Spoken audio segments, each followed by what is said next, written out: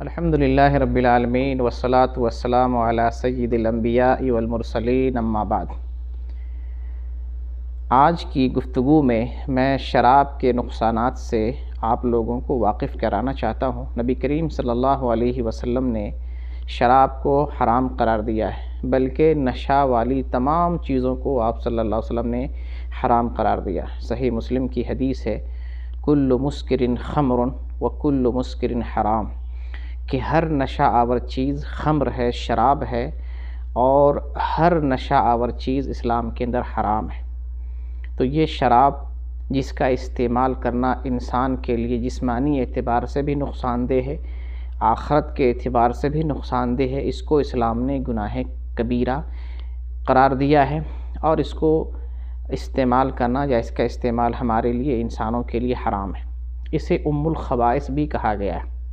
نبی کریم صلی اللہ علیہ وسلم ارشاد فرماتے ہیں، اجتنبوا الخمر فإنها مفتاح كل شر، کہ تم شراب سے بچو، کیونکہ یہ شراب تمام برائیوں کی، تمام نجاستوں کی، تمام خباثتوں کی جڑ ہے۔ یہ اس لیے تمام نجاستوں کی جڑ ہے کیونکہ شراب کے استعمال سے انسان کوئی بھی حد پار کر سکتا ہے۔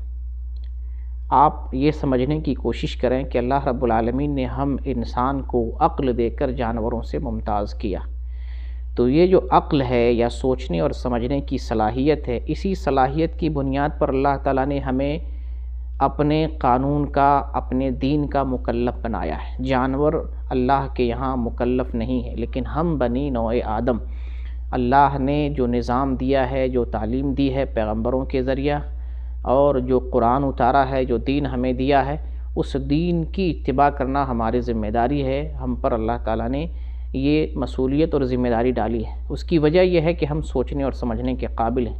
اگر کوئی شخص پاگل ہے، دیوانہ ہے، سوچنے سمجھنے کی صلاحیت سے عاری ہے، تو شریعت کا مکلف نہیں ہوتا، وہ اس دائرے سے نکل جاتا ہے، اور یہی حال جانور کا ہے، جانور مکلف نہیں ہے۔ تو شراب پینے کی وجہ سے انسان اپنی عقل کو کھو بیٹھتا ہے، سوچنے اور سمجھنے کی صلاحیت اس سے ختم ہو جاتی ہے۔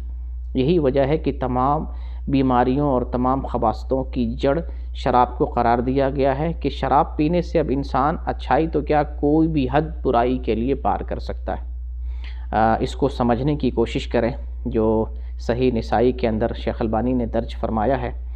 عثمان بن عفان رضی اللہ عنہ بیان کرتے ہیں کہ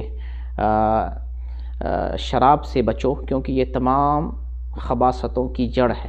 ایک زمانے میں ایک عابد رہا کرتا تھا،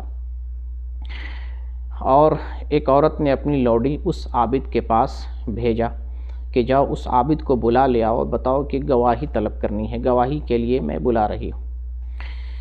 جب وہ عابد لوڈی کے ساتھ آتا ہے اور گھر میں داخل ہوتا ہے، فوراً لوڈی دروازے بند کر دیتی ہے، اور جب وہ عابد آگے گھر میں بڑھتا ہے تو ایک خوبصورت عورت کو دیکھتا ہے جس کے پاس پیالے میں شراب بھی ہے اور ایک بچہ بھی ہے۔ وہ خوبصورت عورت عابد سے کہتی ہے کہ میں نے اس لیے تجھے نہیں بلایا کہ گواہی طلب کروں، بلکہ تجھے میں نے اس لیے بلائی ہوں کہ تو یا تو مجھ سے زنا کر، یا اس بچے کو قتل کر دے، یا تو شراب پی لے، ان تینوں میں سے کوئی ایک کام تجھے کرنا ہوگا۔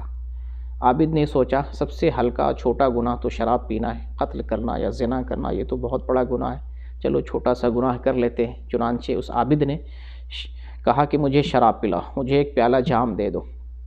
عورت نے ایک پیالہ دیا۔ جب شراب پی کر مگن ہو گیا تو پھر اور پیالے کی طلب ہوئی، اور طلب کیا۔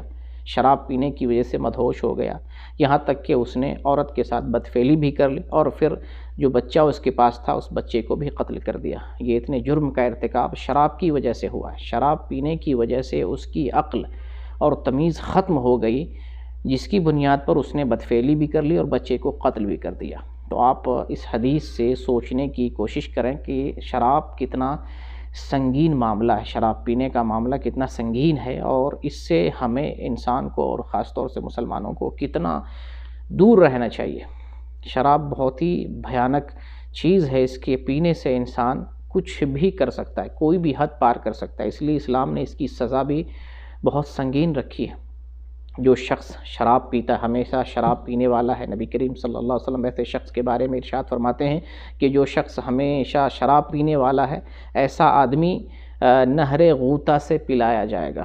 آپ سے پوچھا جاتا ہے کہ نہر غوطہ کیا ہے؟